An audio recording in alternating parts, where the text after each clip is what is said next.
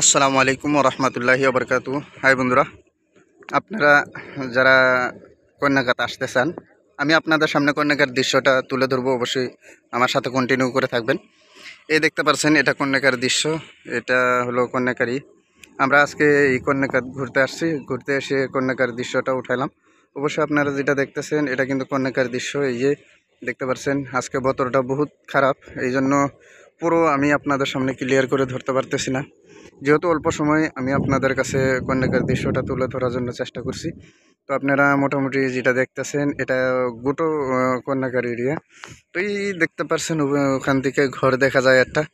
ওই যে কলা গাছের ফলে মানে এই দিকে পাশে সাইডে, এই সাইডে এটা গোটা মানে কন্যাকার এরিয়া। এই উপরে যেটা উঁচু জায়গাটা দেখা যাচ্ছে এটাও কিন্তু কন্যাকার এরিয়া।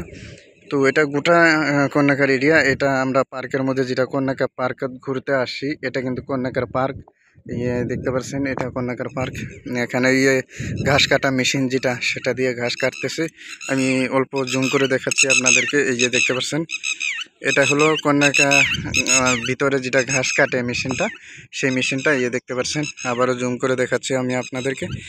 এটা হলো কন্যাকার মেশিন, ট্র্যাক্টর, যেটা দিয়ে কন্যাকার ভিতরে ঘাস কাটে। তো এটা হলো সারা কন্যাকার দৃশ্যটা দেখা যাচ্ছে। এই যে দেখতে পাচ্ছেন সারা, এটা আমার কন্যাকার দৃশ্য। তো আপনারা ভিডিওটা সবাই প্রচুর শেয়ার করবেন, যাতে অন্য সবাই দেখতে পারে। সবাই যাতে ভিডিওটা দেখে অবশ্যই কন্যাকা চিনতে পারে। আমরা সবাই বলি কন্যাকা কোন জায়গায়, কন্যাকা কোন জায়গায়, কন্যাকা চিনতে পারি না। তো অবশ্যই কন্যাকা চেনার জন্য বেশি একটা পরিচিত জায়গা লাগে না। তো আপনারা যদি আসতে চান অবশ্যই আসতে পারবেন। ভিডিওটা শেয়ার করে অন্যজনকে দেখার সুযোগ করে দেবেন, যাতে সবাই এই কন্যাকা পার্কের ভিতরে আসতে পারে, সবাই যাতে নিজের দৃশ্যটা তুলে দেখতে পারে, ধরতে পারে।